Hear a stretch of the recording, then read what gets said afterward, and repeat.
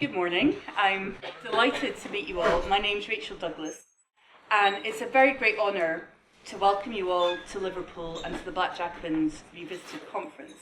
And this conference is being held to mark 75 years of James's groundbreaking anti-colonial classic history, The Black Jacobins, and also 50 years since the 1963 publication of the revised edition of that history, including its famous appendix From Toussaint Louverture to Fidel Castro.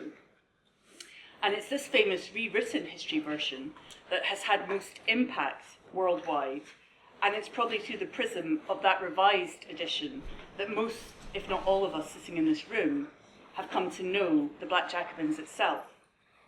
And yet, the Black Jacobins still remains remarkably underexplored.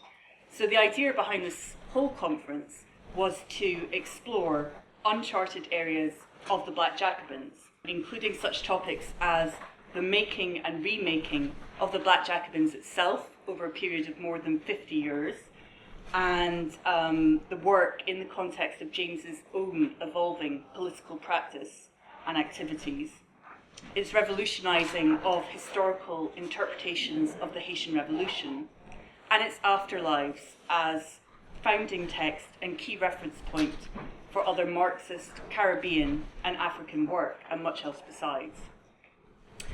A relatively little known feature of the Black Jacobins is that it both begins and ends life as a play. And this feature will be the focus of several conference papers, which examine the two plays that bookend the 1938 edition of the history and the 1963 edition of the history. The 1936 play Toussaint Louverture and the 1967 play The Black Jacobins. There have also been some slight misconceptions about it. It's been claimed that the role played by James in the genesis of the second play was minimal, and even that another person entirely adapted the second play from the Black Jacobins' history, bypassing James himself. And in my own book on the rewriting of the Black Jacobins in both play and history form, I tried to knock some of these notions on the head. Because when you're leafing through the multiple annotated drafts in various states of genesis of the Black Jacobins play, it's clear that James was, although collaboration was an extremely important part of his method, he was very much heavily involved at every stage of the creation of this play. And when consulting this proliferation of scattered documents relating to the play, I had almost the physical sensation when handling the sprawling onion-skinned copies that they had been very thoroughly transformed by James. So James's own shaky hand, which is very distinctive, is there throughout the heavy annotations, the multiple alternative scenes, the alternative of the alternative scenes, the alternative of the alternative of the alternative scenes, and so on. And also their commentaries regarding how this particular version has been arrived at. The International Slavery Museum in this building opened on the 31st of August 2007. And 2007, because that was the bicentenary of the British abolition of slavery, and 31st of August, because that is the date when the Haitian Revolution and the legendary Bois Caillemot ceremony are often said to have begun. And it's also become International Slavery Remembrance Day. So Haiti is very relevant to the whole museum's raison d'être. The museum addresses impacts of slavery around the world, and there's quite a big focus on traces of slavery around Liverpool itself. And when you walk around this city, most of the grand buildings that you see were built on the proceeds of slavery, and the origins of this wealth are inscribed in the built infrastructure and street names across the city. So there are streets named after Liverpudlians who made vast fortunes from the slave trade, plantation slavery, including the famous Penny Lane of Beatles fame. Running alongside, just where we are now, the Mersey, there's a road called Garvey, after the island just off the coast of Senegal, where slaves were processed before being transported to the Caribbean. And from this old warehouse in which the Slavery Museum is situated, there's a window out of which you can actually see from where slave ships would leave Liverpool docks. So this is therefore appropriate as a venue for the conference, and so too is the Bluecoat, where we head tonight for the buffet before the performance of the play, and for day 2 of the conference tomorrow. And the Bluecoat, it has a very pretty facade, and also sadly no exception to this rule. So it was built as a school for orphans, but it was built on the proceeds of slavery. So without further ado, here's to an excellent conference, and I'd like to call up my colleague, Charles Forsdick, James Barrow, Professor of French at the University of Liverpool, to chair our first plenary session and to introduce our first 2 keynote speakers.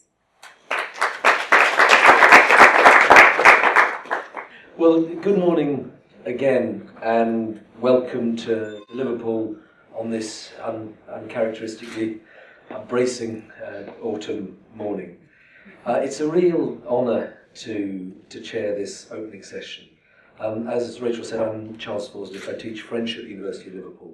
Until the summer, I was one of the co-directors of the Centre for the Study of International Slavery, and I bring to you greetings from the current co-directors of the Centre, Richard Benjamin, who's also director of the International Slavery Museum, and my colleague in history at the university, Richard Huzzy. As Rachel said, it's deeply appropriate that we're talking about the Black Jacobins in the International Slavery Museum. This is a pioneering institution, and in 2007, when there were various narratives of slavery and abolition being peddled in Britain, Liverpool was one of the places which asserted very clear alternatives, and alternatives which were to do not so much with abolition as 300 years of resistance. And those of you who visited the gallery will have seen how Haiti in particular is a very central part of the narratives told there. I should add as well that it's good to be talking about the Black Jacobins in the northwest of England. As many of you know, the Black Jacobins emerged in part from C.L.R. James's contact with the working people of Nelson, which is up the road from here, northwest from here, above Manchester, and it's good for us to remember that the local contribution to the genesis of the text. 2 speakers, 2 very eminent speakers, as Rachel has said, in this opening session. We'll start with Robert A. Hill. Robert, who is Emeritus Professor of History and Editor-in-Chief of the Marcus Garvey and Universal Negro Improvement Association Papers Project at UCLA. Robert's been working on that project for a number of decades now. It began with publication through University of California Press in 1983, and Robert's now published 11 volumes, I think, is that right? 11 volumes, most recently the Marcus Garvey and Universal Negro Improvement Association Papers Caribbean Diaspora volume, the first of a final 3 volumes that will look at Caribbean influences on Garvey and his movement. As you all know, Robert has published very widely in his career. Just to mention 2 volumes in particular that are perhaps very relevant to our discussions today and tomorrow. In 1990, with Africa World Press, he published his edition of Walter Rodney Speaks, The Making of an African Intellectual, and as Rachel says, as the executor of the estate of C.L.R. James, Robert has contributed in extraordinary ways to the knowledge of C.L.R. James's work, most recently with a volume, You Don't Play with Revolution, an edition of the Montreal Lectures of C.L.R. James with AK Press in 2010. So without further ado, I shall pass over to Robert, and his title today is Truth, the Whole Truth, and Revolution Making in the Black Jacobins. Welcome to Liverpool. Thank you very, very much for that warm welcome. I feel a little bit overwhelmed being part of such a distinguished gathering, and I'm going to try and sort of give you a sense of the evolving idea of the Black Jacobins on C.L.R. James's part. Before I say anything more, I'd just like to say it was my reading of this book in 1963, after I had first met C.L.R. James and Selma, at Staverton Road, and I bought a copy of the paperback and went back to the West Indies. And I was reading this book one afternoon, on the street of Kingston in Jamaica, and this amazing sort of illumination went off in my head, and I decided that's what I want to do with my life, and I'm here. So I owe this book a very considerable debt. This is a copy of the cover of the original edition of 1938, and what I'd like to say is that C.L.R. James's career as a writer encompasses two classic works of modern literature. The first is the Black Jacobins, which we're going to be talking about today.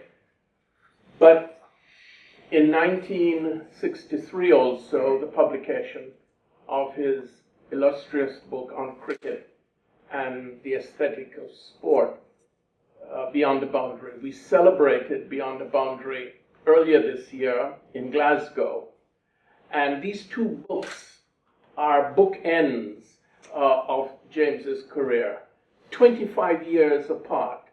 So 1938 and 1963.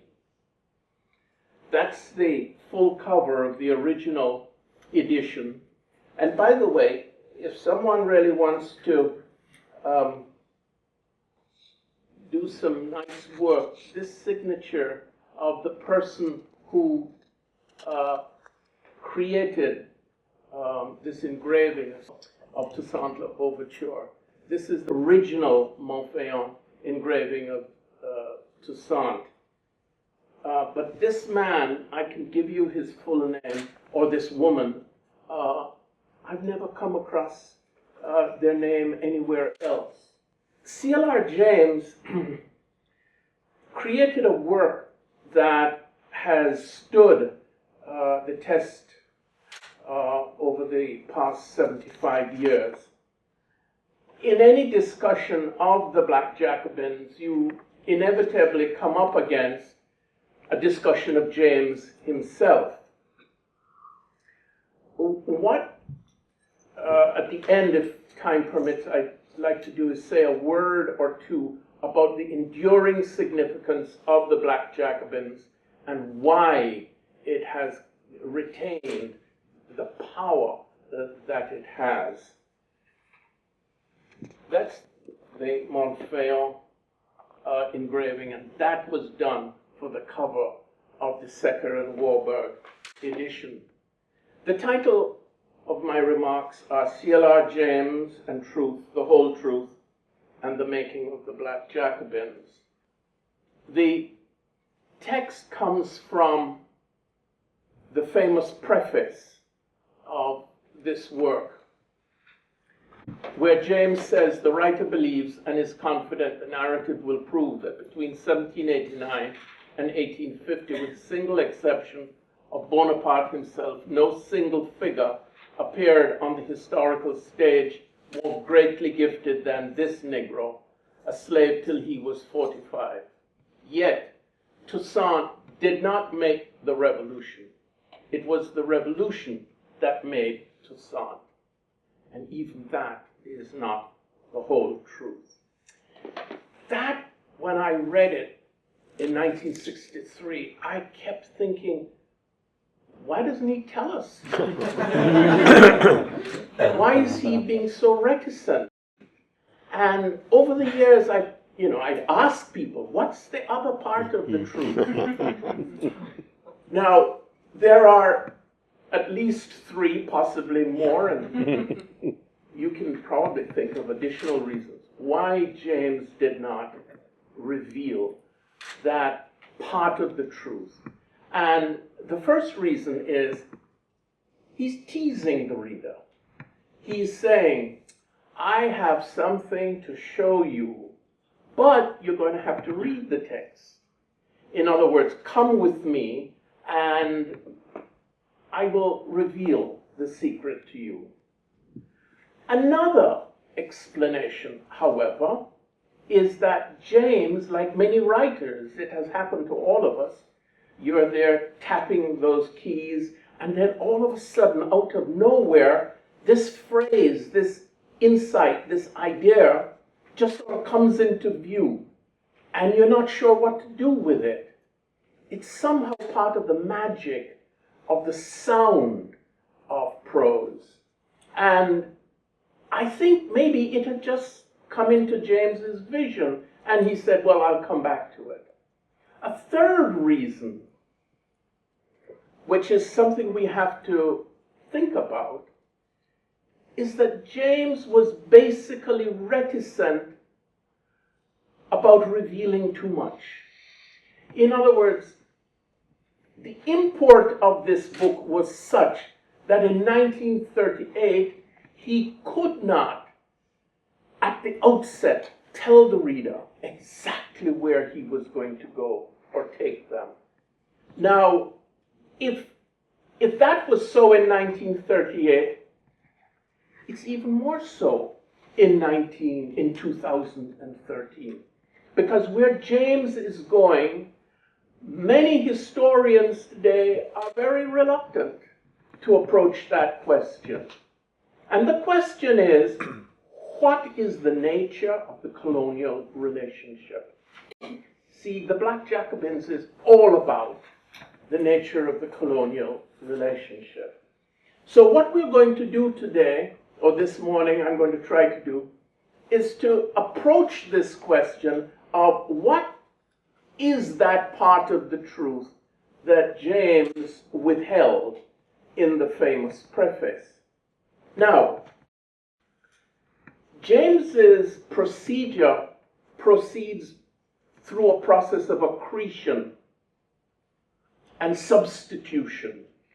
In other words, in a kind of syllogism, but a syllogism in reverse, James lays down certain categorical propositions and works backward.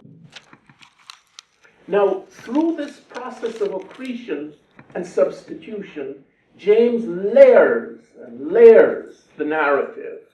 And what we are going to ask you to do is sort of peel back the narrative till we feel confident that we have grasped what James is getting at. And then, hoping that time will permit, I want to show you something that you might not be really very familiar with.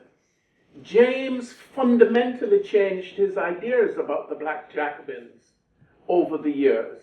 And the reasons for him making the changes is really very fascinating. How James went from using the Jacobins as a political historical benchmark, but then was open to integrating new political experiences into his evolving concept of the Jacobins. This idea of a truth beyond the most immediate. Toussaint didn't make the revolution made Toussaint, and even that is not the whole truth. This concept of the whole truth is historical truth. And here is another example of historical truth from chapter 12. The race question is subsidiary to the class question in politics. And to think of imperialism in terms of race is disastrous. But to neglect the racial factor as merely incidental is an error only less grave than to make it fundamental. You see this substitution and the accretion that James is applying means that what he's after, what he's trying to formulate is a many-sided truth, and I call that historical truth. Now, here is James describing Toussaint's significance. At a certain stage, the middle of 1794, the potentialities in the chaos began to be shaped and sorted by his powerful personality. And therefore, it is impossible to say where the social forces end and the impress of personality begins. It is sufficient that, but for him, this history would be something entirely different. It is therefore essential for us to consider what sort of man he was. Now contrast that with this passage from page 222. In him, born a slave and the leader of slaves, the concrete realization of liberty, equality, and fraternity was the womb of ideas and the springs of power, which overflowed their narrow environment and embraced the whole of the world. But for the revolution, this extraordinary man and his band of gifted associates would have lived their lives as slaves, serving the commonplace creatures who owned them, standing barefooted and in rags to watch inflated little governors and mediocre officials from Europe pass by, as many a talented African stands in Africa today. In other words, but for the revolution. So you see James oscillating in the text, going back and forth between the extraordinary personality that was Toussaint, but Toussaint could only have functioned and achieved what he did because the revolution provided the framework, the template within which he could act. In other words, James is trying to get a reading on what is the balance between Toussaint, the personality, and the revolution, and the experience and importance of the revolution. What's the balance between the two? And James will go back and forth, back and forth. This is one of the major changes that now occurs between the 1938 and the 1963 edition. Here are two passages. This is 288 of the 1963 edition, and this is page 241 of the original. Toussaint's failure was the failure of enlightenment, not of darkness. It needed another 150 years before humanity could produce and give opportunity to men who could combine within their single selves the unrelenting suspicion and ruthless ferocity necessary to deal with imperialism and yet retain undimmed their creative impulse and their respect for the attainments of the very culture they fought so fiercely. 1938.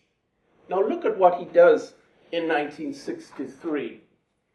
Toussaint's failure was the failure of enlightenment, not of darkness, period.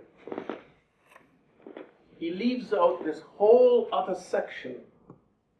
Now, I'm going to try to explain why he deleted this passage from that paragraph. But what he's aiming at, once again, is the attempt to achieve a balance between Toussaint as a product of the Enlightenment, specifically the French Enlightenment, and more particularly the French Revolution. This is from the original 1938 edition. And when you compare the original with the 1963 edition, you also see a process of deletion, not accretion, but of deletion. Why is James deleting out passages from the 1938? This is really a kind of line-by-line comparison and reading of the two editions. Now, in 1971, James came to give a week-long seminar at the Institute of the Black World in Atlanta, Georgia, where I was. And the title of the week-long series of meetings was How I Wrote the Black Jacobins and How I Would Rewrite the Black Jacobins if he was rewriting it in 1971. And here is what James says, speaking at this seminar. It's now 1971. I say, when you look at Toussaint, that is one of the most remarkable historical developments of any historical age. I say, Toussaint had learned his views of the world from the French Revolution. Every time you look at what he was saying and what he was doing, you say, quote, the man into which the French Revolution had made him demanded that the relation with France should be maintained, etc. We have to see him, Toussaint, for what he was. He had been a slave, and the French Revolution had lifted them up. That was the atmosphere, that was the mental framework of his mind. And he believed that as long as the blacks had arms, they could not be defeated, and Toussaint was right.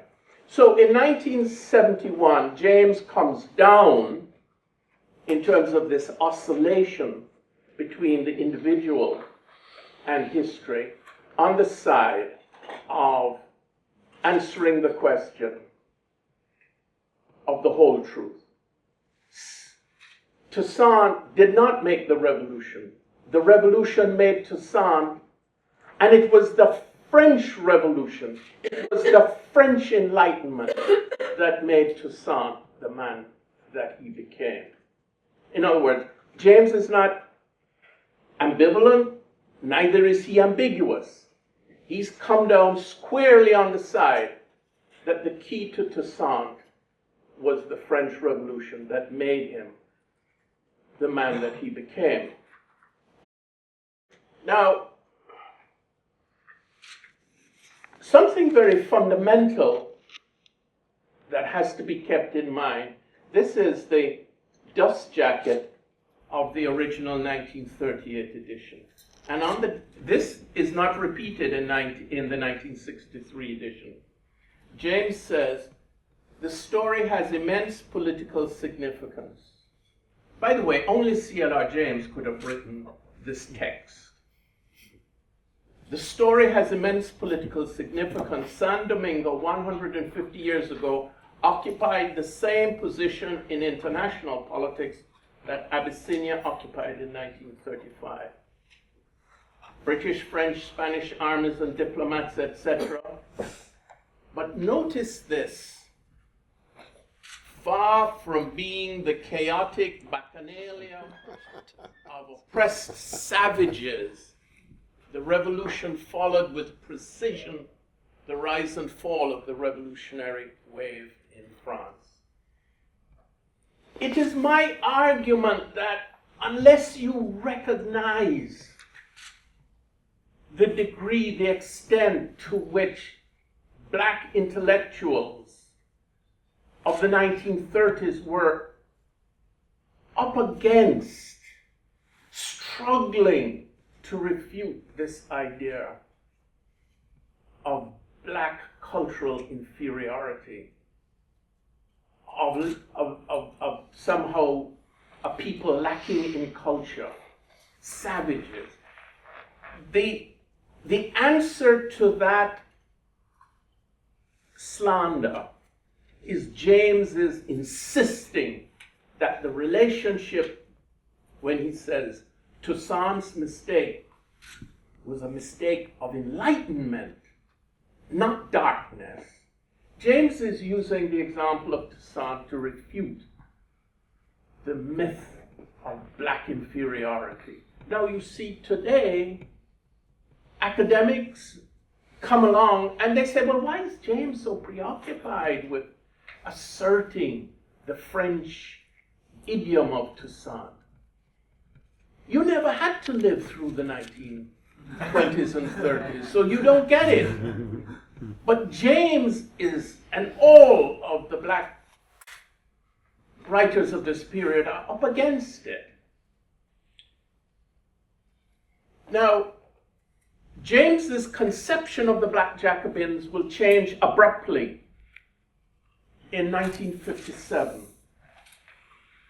On January 23rd, Kwame Nkrumah writes to James to invite James to come to Ghana for the celebration of Ghana's independence. Now, keep in mind what time it is. The hugely important Hungarian Revolution had broken out in October. James was up to the neck with his comrades in discussing and writing a manifesto on the Hungarian Revolution. He's also embarked and has written the first third of his book on cricket, Beyond the Boundary. These are the two things that James is very preoccupied with. And out of the blue comes this letter from Kwame Nkrumah, and James says to his comrades, I have to drop everything. I really feel I have to go to Ghana for the celebration. James goes to Ghana and he writes his comrades from Accra on March the 14th, 1957. As soon as I get back, I shall mobilize all forces and do the book on Ghana. He's now piled on a further commitment to do the book on Ghana. And we have a copy of the Ghana book here, which I could show you. I have it all very clearly in my head. Poor S will bear the burden, and I think poor S is he's referring to Selma. But God help us how I wish Grace was around. Between the book and the pamphlet, meaning the pamphlet on the Hungarian Revolution, I'll have my hands full, but the book will pay its own way. And James says, American Negroes need it. They are here by the dozen. One man, when I told him I was going to the interior to see peasants, smiled and said he was going to photograph, quote, the more positive aspects. James comments, I have heard peasants called many things, but never yet a negative aspect. And it is there that I shall concentrate. The colonials have not to prove anything. That is done. Their aims and standards must be their own. On the historical and dialectical basis, I shall be merciless, even ruthless, in my analysis and criticism. The revolution, even the colonial revolution, must have standards of its own. The colonials feel the need for it, but no one says it. We shall. That's very different from the Black Jacobins. James in 1957 says, we have to establish not the standards of British civilization or the Enlightenment. We must create our own independent standards. James is in the feeling. He spends 2 weeks in the interior traveling around, and he comes back and he says, and this touches me very profoundly. James says, last night a close ally of Nkrumah came to my room and told me the inside story of the split in the national movement. It is Hegel and Shakespeare. You will get it soon. Tonight I go with the members to wait until midnight when the British flag goes down, the Ghana flag up. I shall keep the vigil. In 1834, West Indian slaves sat up all night waiting for the dawn, which meant freedom. I shall see this one in, and there I shall, and then I shall do a book on it, which will, and the letter breaks off. Oh. James knew why he had to go to Ghana. A black West Indian on African soil witnessing the achievement of Ghanaian independence did something to him. And James knew and felt that an important change had come. These are the graphic scenes done in the 19th century celebrating the abolition of slavery in 1833. This one is from Barbados. Now, what is interesting is how the discussion by James of the Black Jacobins now infiltrates all of his letters and correspondence after he comes back from Ghana. James says, "My own observations and impressions of the trip. I met people, the university students, and who served as my ADC." And then James says down here, "I propose to review past writings, particularly Black Jacobins. I shall quote and show how clearly the future was foreseen there, when practically everybody thought we," meaning George Padmore and the group in London in 1938. Read particularly pages 314 to 316, page 11, and page 222. I shall draw the argument to a head. In other words, James's meditation and thinking about the significance of the Ghanaian revolution has caused him to begin to rethink his position or conception of the Black Jacobins. And now look at this. I can't get over this. This is in the same letter of March 20th, 1957. I shall review Nkrumah's book and break, that should be break, completely with, or rather develop qualitatively, the theoretical premises of the Black Jacobins and the Leninist theory of the colonial revolution. The African Revolution as a process is no longer to be seen as supplementary to or subordinated to the revolution in Western Europe. I shall examine it in relation to the French Revolution, the Russian, the Chinese, and the Hungarian. In other words, whereas in 1938 James saw the Haitian Revolution as contingent upon the French Revolution, James sees that history has moved on. Now, what then are the conclusions to be drawn? If the colonial revolution is no longer to be seen as supplementary or contingent upon the revolution in Western Europe, where do you go with that? James says they will have to let the British and American public know what they are doing. The British public wishes them well and feels the sort of paternal interest in them, which it doesn't feel, for example, towards India. And then James says,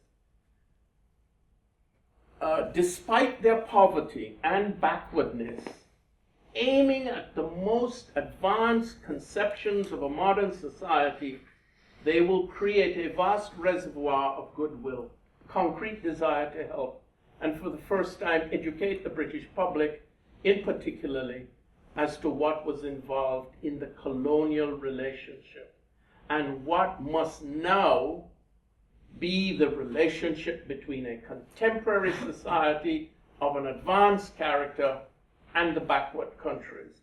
That was the question all along that the Black Jacobins was struggling with. What is the relationship? And now James has come back to it again in 57. And he says about the Ghanaians, for they are back, the Africans. Let no one have any doubt about that. Now, how do you overcome that? How do you then propose to organize yourself around that? Here's what James says. The whole world has lived through a period of fundamental revolution between 1939 and 1945.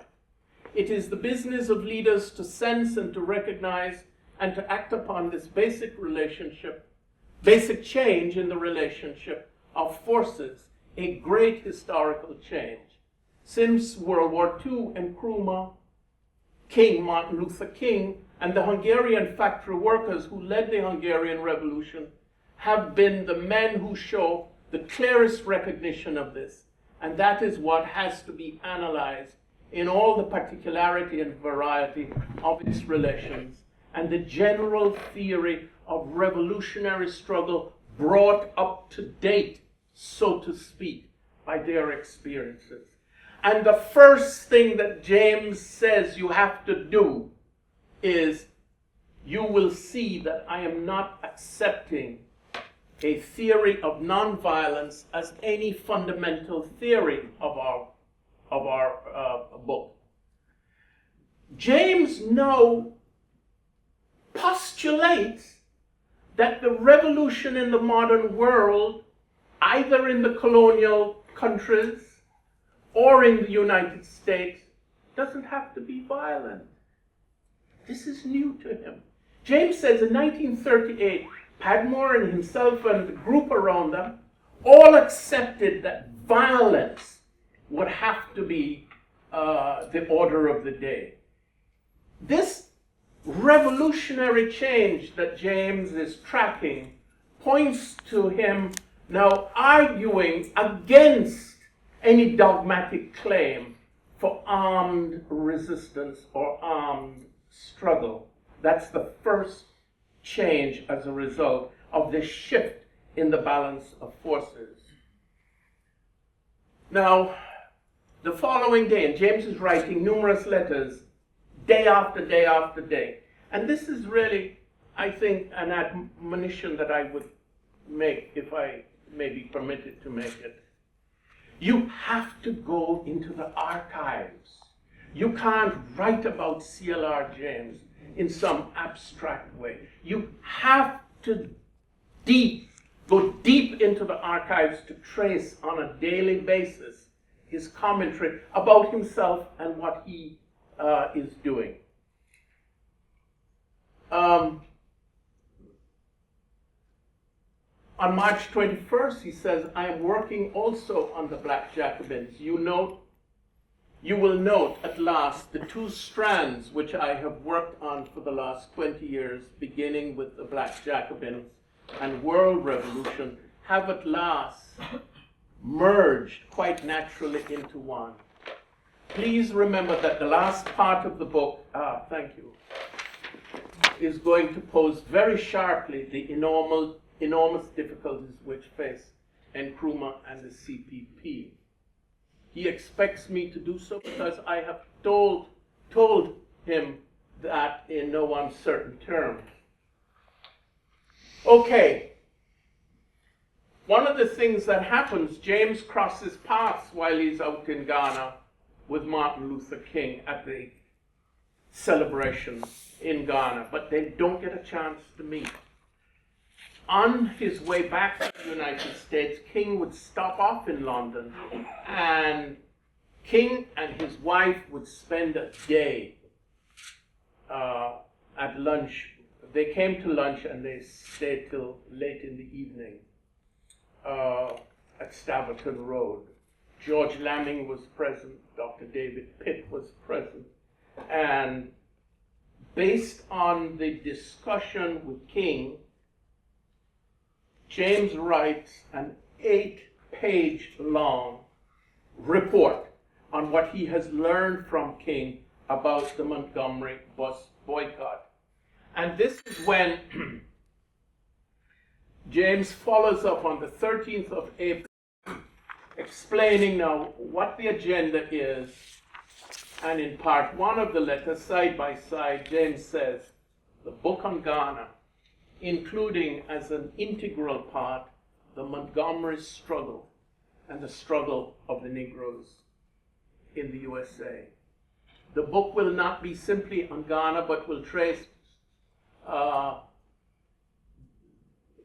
trace back to the role of past writings, particularly Black Jacobins, and how what was posed there helped the African movement. What I'm saying is that James is reading the Ghanaian experience through the prism of the Black Jacobins and reading the Black Jacobins through the prism of the Ghanaian experience. And something significant happens also. While James is in Ghana, he runs into a group of South African students. And James writes about this in the preface to the Allison and Busby 1980 edition. James says, "Let me end this forward with one of the most remarkable experiences of the Black Jacobins. During the celebrations of the independence of Ghana in 1957, I met some Pan-African young men from South Africa who told me that my book had been of great service to them. I wondered how, and they explained to me a copy of it was in the library of the Black University in South Africa, though they didn't know anything about it until a white professor told them, 'I suggest you read the Black Jacobins in the library. You may find it useful.'" And then James explains how they got hold of it and copied it and passed it around. Now, all of these experiences James would map in his book on Kwame Nkrumah, Ghana, and the African Revolution. I don't have time to go into a discussion of it, but what's important is that chapter 4 is entitled The Revolution in Theory. This is where James explains the changes in his conception of the Black Jacobins resulting from the experience of the Ghanaian Revolution. Finally, I just want to wrap up and say a similar experience takes place after James goes to the West Indies in 1958 as a guest of the federal government for the opening of the Parliament by Princess Margaret in April 1950. There is Princess Margaret, and James then becomes active in Trinidad and Caribbean politics through Eric Williams and the PNM, and then the struggle over Chagaramas, and then James breaks with Williams in June of 1963, and James now embarks on the writing of the final edition of the Black Jacobins. And that's his editor at Random House, Morris Phillipson, who would go on to be the longest serving director of the University of Chicago Press after this. Now, this is the title page, and what's interesting is that it contains this long appendix from Toussaint Overture to Fidel Castro. And James says the appendix from Toussaint Overture to Fidel Castro attempts for the future of the West Indies, all of them, what was done for Africa in 38.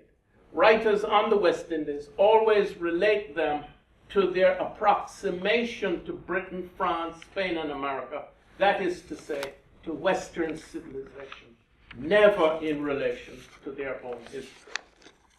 James has now broken with the conception of the Black Jacobins of relating the Haitian Revolution to Western civilization, and now feels that it's time to relate the West Indies to themselves. And why is this? A, the collapse, the abysmal collapse of the political the political movement for Caribbean unity, the achievement of the Cuban Revolution, and then James seizes upon this man, Aimé Césaire, and uses Césaire's poem, The Great Cahier, to explain that the relationship of the West Indies must be seen to Africa, not to Europe. See, this is now where the change comes. In other words, in 57, James goes to Ghana and radically alters his orientation to the Jacobins. 1 year later, he goes to the West Indies and again radically alters the conception of the Jacobins. And it seems to me this is what is very fascinating. James was constantly rethinking and deepening his understanding of the Jacobins in the face of new changes, both in his life and in the world around him. So let me just end on this note. C.L.R. James wrote the Black Jacobins, but C.L.R. James didn't create the Black Jacobins. It was the Black Jacobins who created C.L.R. James. And even that is not the whole truth. Thank you. Brilliant, Robert. Thank you for starting us off today with such an enlightening, provocative, fascinating paper. I'm sure, like me, everybody else here could have sat and listened to you all day.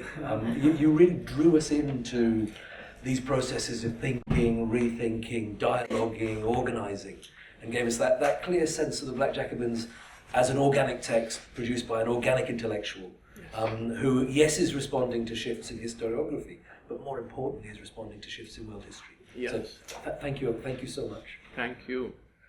Our second speaker in this opening plenary session is Bill Schwarz.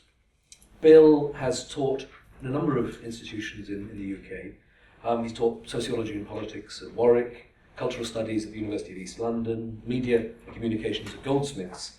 But for the past 9 years, he's been at Queen Mary in English and communications. Bill is editor of history, one of the editors of History Workshop Journal. He has a range of research interests: 20th century Caribbean writing, post-colonialism, 20th century British cultural and political history. Just to mention one of his most recent publications, he's currently working on a 3-volume history called Memories of Empire. The first volume of that came out in 2011. It's called The White Man's World, and earlier this year he was awarded the Longman History Today Prize for that book. You'll all be familiar, I think, with a number of Bill's other publications, and again, just to draw out a handful which resonate very much with our concerns today and tomorrow. In 2007 and 2008, Bill edited volumes on Lovelace and George Lamming, and in 2003 he edited what I think is a particularly important volume with Manchester University Press called West Indian Intellectuals in Britain. It's a delight to pass over to Bill now for his paper called Primitive Emancipation. I'm delighted to be here. It's an impressive occasion, and thank you very much, and thank you to Rachel especially for inviting me and for organising such a serious, good conference. And I have to say, I'm delighted to be sharing a platform with Robert Hill. What I've done is to write out my paper. I thought there was no way that I could stick to 29 minutes if I had lived, because I'd go over. So hopefully I'll be able to stick to exactly my 29 minutes and not go over, but we shall see. And what I don't do here at all is to pay any attention to the shifting forms in which we have the Black Jacobins. I don't talk about its origins as theatre or its later incarnations of theatre, nor am I overly concerned here with the differing editions. What I'm trying to pull out is what was James's conception of history. In the 1980 preface, James refers to the slaves who made the revolution, the slaves who made the revolution. And it seems to me that this political premise works as a basic conceptual premise for the entire historical narrative in all its manifestations. The Black Jacobins tells of the story of the insurrection of black slaves in San Domingo, which were coterminous with a volcanic revolutions which occurred in the Atlantic world at the end of the 18th century and beginning of the 19th century. In North America, in France, in Spain, Latin America, Ireland, and maybe, if you follow E.B. Thompson, as I do, in England as well. I think this foundational premise is stated clearly enough and simply enough by James. But this very simplicity, apparently so obvious, works, I think, to conceal deeper and more complex stories which we need to try and uncover. Because I think what James was saying about Haiti in 1938 wasn't obvious at all. And 75 years later, to many people, it is still remains unobvious. The book, amongst the historical profession, a minority of people read it, but generally it's either ignored or regarded as contentious. In other words, 75 years later, the thesis of the Black Jacobins, I think, is not at all obvious to the mass of its readers or its non-readers. If it were obvious, we wouldn't have to be here. So what I want to try and do is to locate where the analytical power of this story is to be placed. And in his 1938 preface, the original preface, James acknowledged that the writing of history becomes ever more difficult. But why should it become more difficult? You'd have thought that as a Marxist in the 1930s, he would assume that once the contradictions of capitalism become more apparent, the writing of history actually becomes easier, not more difficult. So I leave that question hanging, and if I've timed myself correctly, I'll try and give you an answer at the end. But what I want to do is to try and just draw out, or draw into the open, James's mobilization of the term primitive, or of the idea of the primitive, and its various cognates. I'm persuaded that much hangs on this term. It is a term which historically has been politically loaded. Systems of colonial rule, sometimes explicitly, sometimes implicitly, were frequently given force by what was regarded as primitive. It became one vehicle for projecting otherness onto others. Primitive, in other words, functioned as an active, toxic sign of political struggle, working to create the figure of the native and to naturalize the historical world. And I think it still serves this purpose in our own putatively post-colonial times. Even when spoken sotto voce, or when alluded to rather than stated out loud, primitive is one of those key words which makes the social world, our social world, knowable, familiar, and unequal. Now we know that when James left Trinidad in 1932, that he was already prepared and keen to write something on Toussaint. But by the end of 1932, something remarkable occurred. He travelled swiftly to Marxism, a personal transformation driven by James's kind of insatiable curiosity and incendiary intellectual passions. Of course, this shifted the way in which he was going to think about Toussaint and write about Toussaint. And he said that he forsook his initial literary inclinations to write a rather different story. We know too that he had two particular books in mind when he was thinking of how the Toussaint project could be reworked. One of these was Oswald Spengler's The Decline of the West, and the other was Trotsky's History of the Russian Revolution.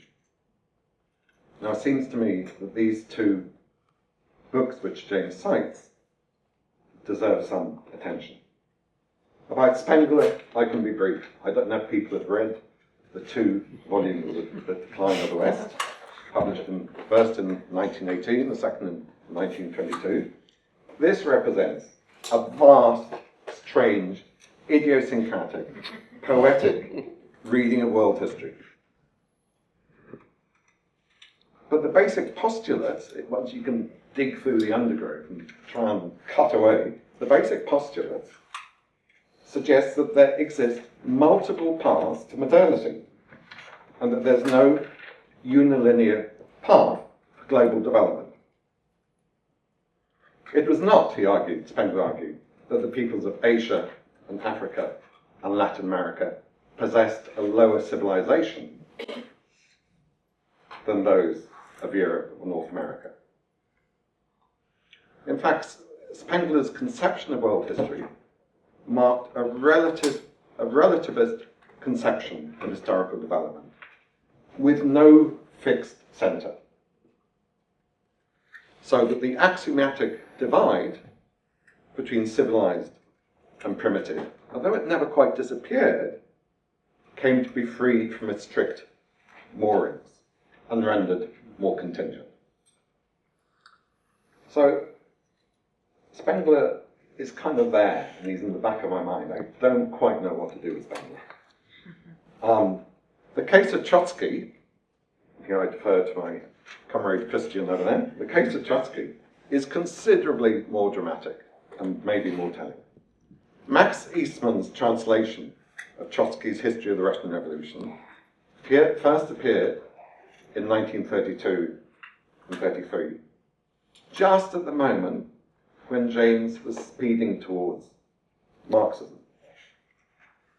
The first volume offers a breathtaking, marvellous reconstruction of the Russian masses from April 1917, who in seizing the historical initiative, not only make a revolution, but made it their own. And the connection between Trotsky's history and the Black Jacobins are, in certain passages, I think, very close indeed. But in trying to think again about this connection between Trotsky's history and the Black Jacobins, I'm not simply suggesting that they shared a similar subject matter or a similar theme. Both James at this time and Trotsky, at least on the evidence of the 3 volumes of his History of the Russian Revolution, were each given to the same conception of what politics could do.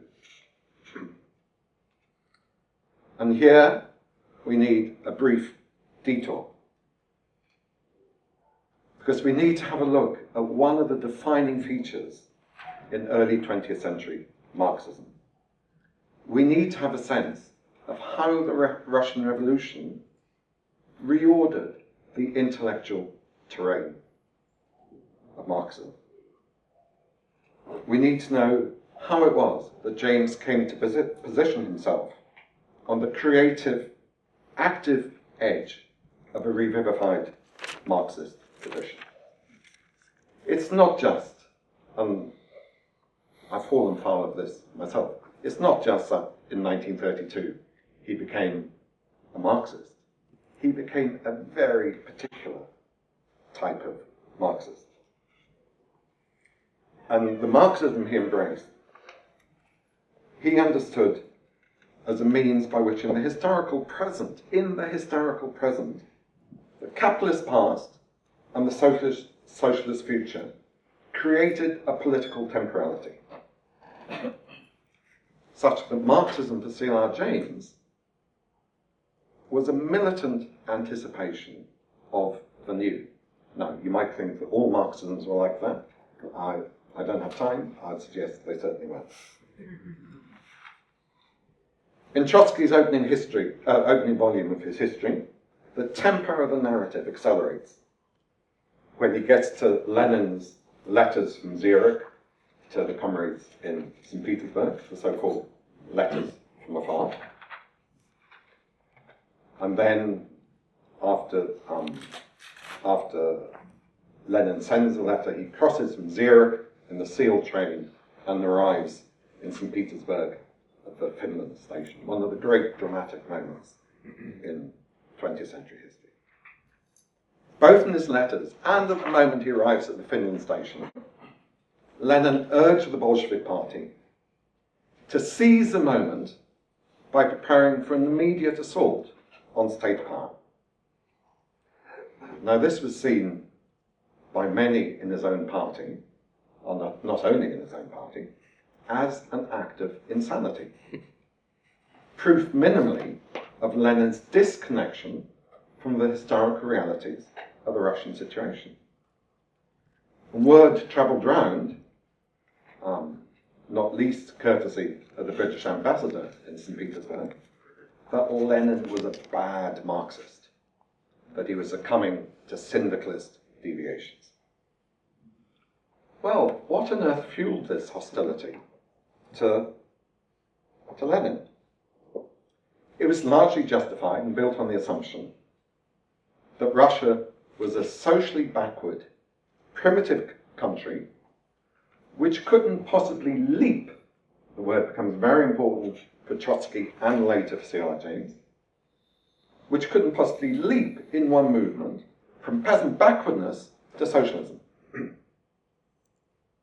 Apart from anything else, to claim such a thing was seen to be denying the founding tenets of Karl Marx himself, who devised, so it seemed, a historical system that decreed that socialism was to be the necessary culmination of the evolutionary sequential history progressing through antiquity, feudalism, capitalism. It was necessary to go through these stages.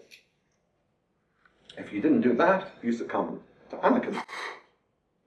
Now, in this view of things, where the revolution in Europe should have happened was in Germany, in Europe's most advanced, socially advanced nation, not in primitive, backward Russia. Now, it was largely this controversy which split the international socialist movement between 1917 and 1920. Most of the Marxists, I won't say which we read today, but I'll say which are read today, most of the Marxists which are read today, Rosa Luxemburg, Antonio Gramsci, or in a more kind of heterodox philosophical form, Walter Benjamin, on the central issue, they all sided with Lenin, and they jettisoned the positivism of an evolutionary determinist Marxism. And of course, so too did Trotsky. The first volume of his History of the Russian Revolution it opens with a discussion about the primitive nature of Russia on the eve of the revolution. Yet the force of his argument depends on the fact that the primitive never ever exists purely as a primitive. That he sees as a bourgeois misreading. Inevitably, primitivism is a function, according to Trotsky, of the uneven relations of capitalism, the system which it generates. The primitive, he argues, is always an amalgam of the archaic, what he calls the archaic, with more contemporary forms. And this, in a beautiful moment, he named the law of combined development, or as it's sometimes called, the law of combined and uneven development. So I hope you can begin to see where I'm going by focusing on Trotsky and the idea of the primitive. The historian declares Trotsky, at the start of his history, cannot handle revolutionary change by mere arithmetic. Well, indeed not. The Bolsheviks, who were contemptuous of Lenin at the Finland station, felt deep in their bones that St. Petersburg was the wrong place for the revolution to break out. By the same logic, in an earlier epoch,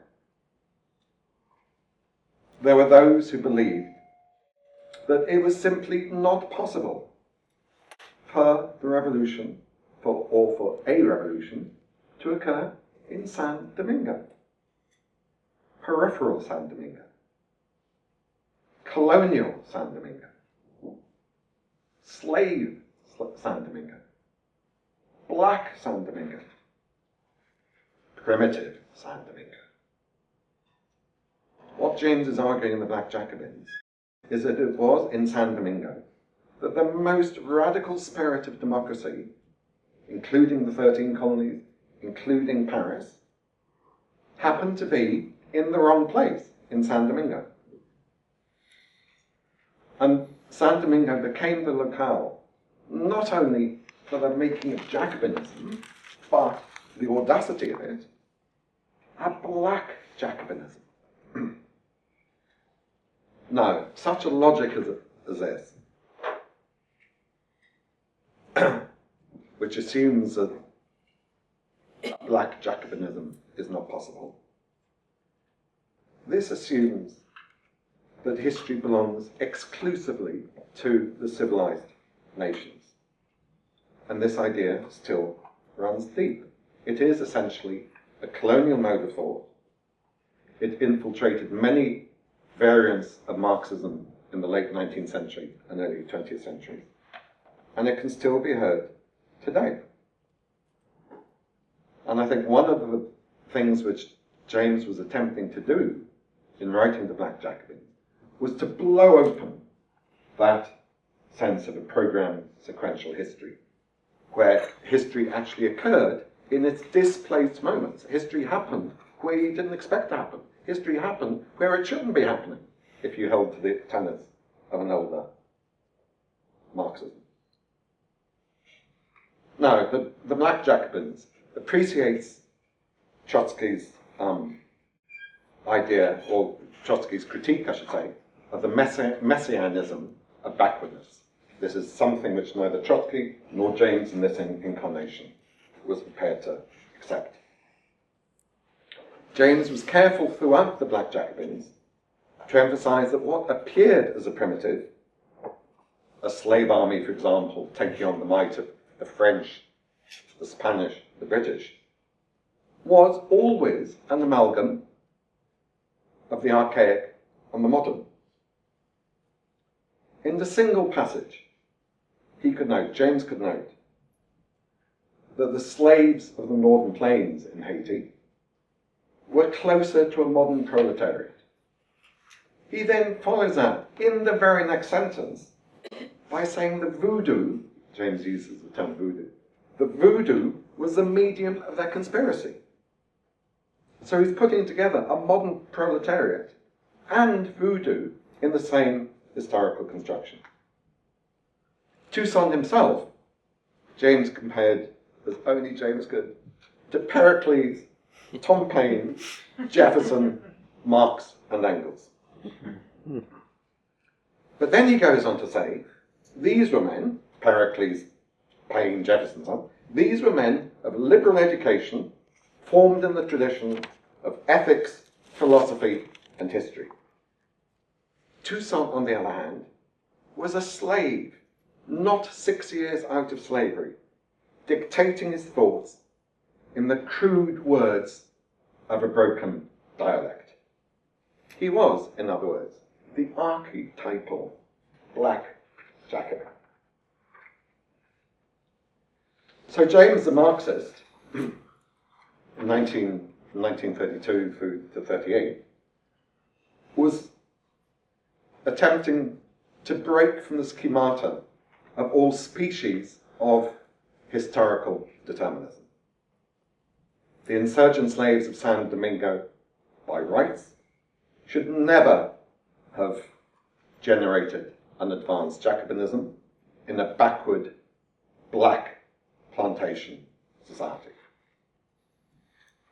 And just as the slaves in San Domingo refused to accept their rightful place in the scheme of things, so according to James, they refused to accept their correct location in historical time. James says that the slaves of San Domingo performed their historical roles, operating as if they were living in the second half of the 20th century. Well, they shouldn't be living in the second half of the 20th century, they were living in the late 18th century.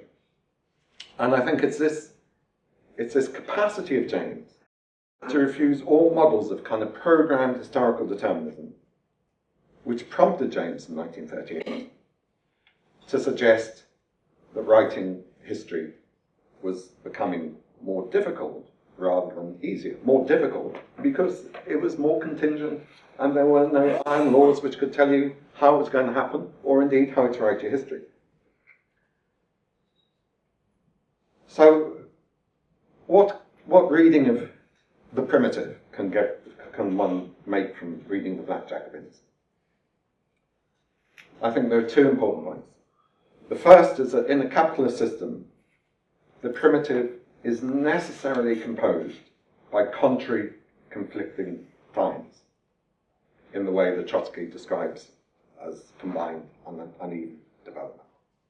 The primitive, in a pure state, never exists. It always has inside it elements of modern, just as the modern always has inside it elements of the primitive.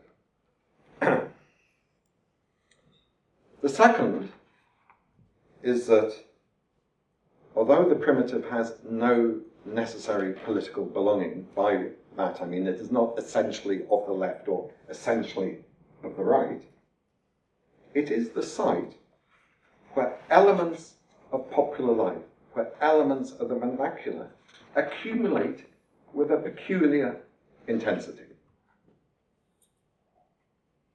That those aspects which are immune to the drive of capitalist modernization all get bundled up in the idea of the primitive, or at least can all get bundled up in the idea of the primitive. Because it is these ideas and practices which resist instrumental modernization. So, insofar as these thoughts connect to James's Black Jacobins, what we can see him attempting to do, and in large part succeeding, I think, was to dismantle the idea of the primitive and the modern as necessary contraries. And in 1938, I think that was some achievement. There is one last point. Now, although I think the book, The Black Jacobins, breaches this divide between the primitive and the modern, there are times in the text where you'll notice that James does indeed refer to the masses being in a state of backwardness, and at other times in a state of more advanced political collectivity. But this has little or nothing to do with the masses' location, with the slaves' location, in any abstract system of historical evolution. In other words, backwardness or kind of political organization has everything to do with politics. Politics is in command. Once you dismantle this historical determinism, the only thing left open which can organize history is politics. And if this is regarded, or can be regarded, as bad Marxism, well, I'm very happy to subscribe to bad Marxism. Thank you very much indeed.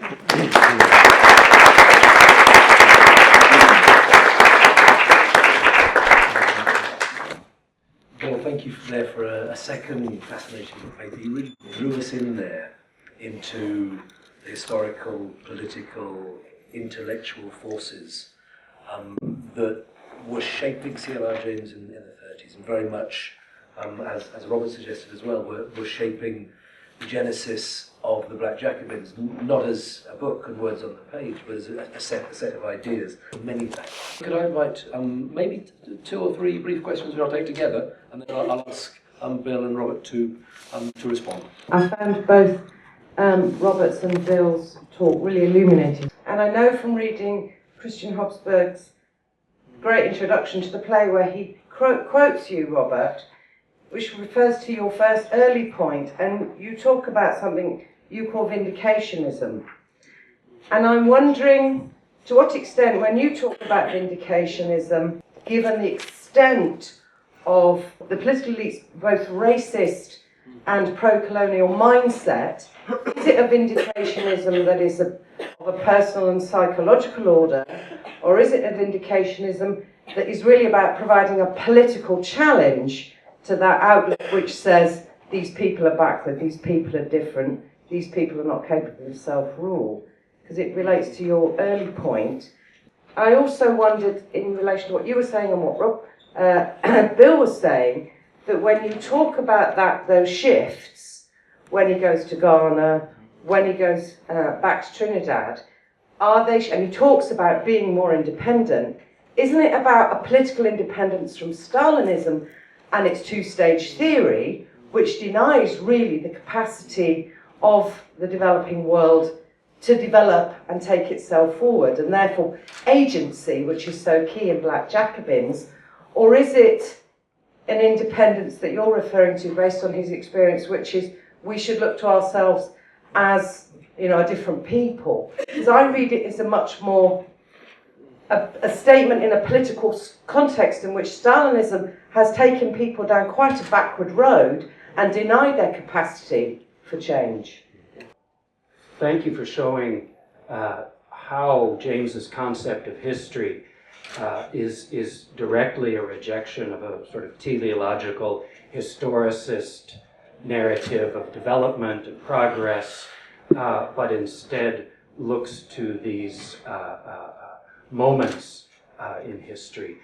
But is there not at the same time, do you think, as he rejects this sort of teleology and looks at the specificity of Saint-Domingue or of the Russian Revolution, is he not also looking, this is my impression, for certain continuities, not continuities of universal progress, whether towards socialism or liberal progress, but rather continuities of mass revolution, because he's looking forward, because he's concerned with global colonial revolution already in 1938, world revolution.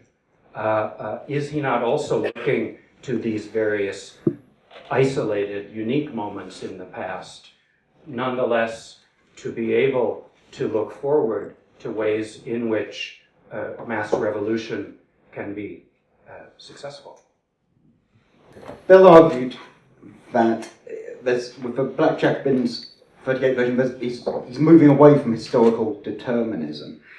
And I actually think he does move away from historical determinism, but that comes later, when we're in the 50s, when he's writing a bit more about Nkrumah and the Ghana Revolution. I think that's when he's really moved away from historical determinism later on. I think in the 38 edition, there is a determinist framework there. He does see production, social production, as an absolute key thing to society, and that's why he thinks that history is becoming writing more difficult, because of the revolution in theory, in the revolution in history that Trotsky's made, in the history of the Russian Revolution, and what he's done in the laws of combined and uneven development you talked about, and related to that, the theory of permanent revolution. He actually means he has to start with production in Saint-Domingue and then work on from the base to the superstructure. Just a quick quote from Black Jacobin, sorry. The struggle of classes ends either in the reconstruction of society or in the common ruin of the contending classes. The French Revolution laid the basis of modern France, the country as a whole being strong enough to stand the shock and profit by it. But so corrupt and rotten was the slave society of Saint-Domingue that it could not stand any strain and perished as it deserved to perish. So he's keen on understanding of social relations, productive forces, and so on, actually very concretely. And I think something's lost when Boris Paper's excellent paper in tracing how he sees the theory of permanent revolution has to change after the Second World War and so on. But I think James's theory of a permanent revolution in 1956, as he puts it, I think, or 50, is I think something's lost there. I think something's lost there as well. I think, and I think as a result, his understanding of Ghana revolution. This is a controversial point, by the way. I should say that. Very controversial point. But I think something's lost. I think something's lost there in both, and I think it comes through in the writing of the history as well of it, Nkrumah and the Ghana Revolution. I think it's still a marvelous book, and I think it's fantastic. But I think compared to the Black Jacobins, it's weaker as a result of something's lost. Three questions there. Nature of vindicationism and links into questions of agency. Picking up on the concept of history and the balance between these specific examples with continuities of successful mass revolution, and then break with historical determinism. I hesitate to ask Robert and Bill to reflect briefly on those three very rich questions. But if you could begin a reflection in response to those, that would be extremely helpful. Thank you very much. Well, thanks for the questions, and hopefully I'll answer briefly. I'll just say two things really. The first one, which kind of is a response to Christian, I think, is that I see the Black Jacobins as a kind of a text of a break, not the break. But he's beginning to feel his way, James is beginning to feel his way through to a less programmed Marxism. And I think it is a book full of ambiguities, where actually tradition is kind of rather good, but it's also, he doesn't quite know how to handle that, the past in the present. And I like those ambiguities, and you can see how historically they would exist in such an important book. The second thing I was trying to say really is that James places, or I think that James places politics at the centre of things. I don't think economics, the forces and relations at the centre of things. I think it's politics. And in that respect, he was rather similar to many, or to a minority of Marxists at the time. I think it's actually very interesting indeed to read alongside the Black Jacobins Walter Benjamin's theses on the philosophy of history. I think actually they work together. Yeah, there was a time in Manhattan when James would stop off and share an espresso with Adorno, who was also in exile in New York at the same time. What did they talk about?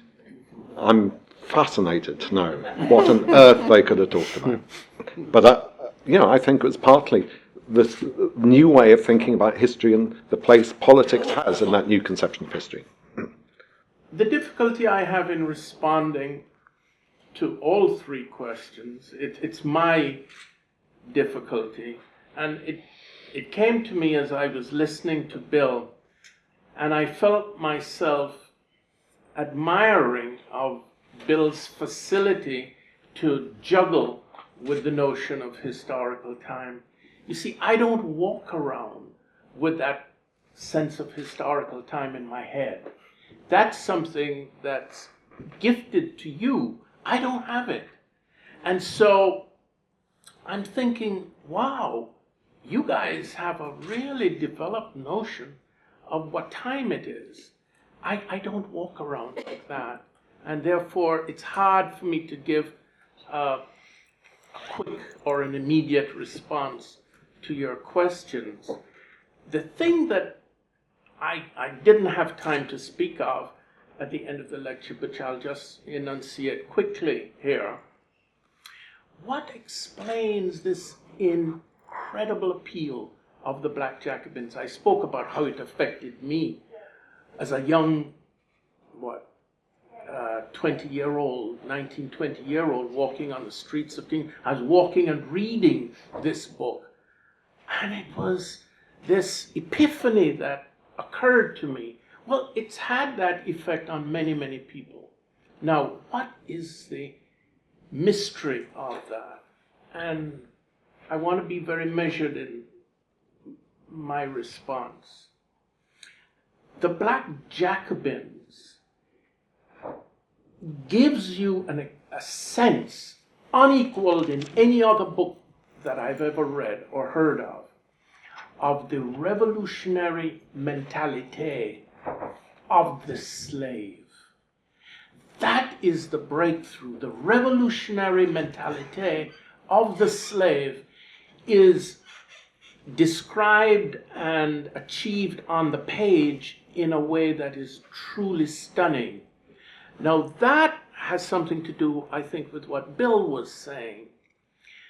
How does a slave, primitive, black, achieve this breakthrough of revolutionary praxis?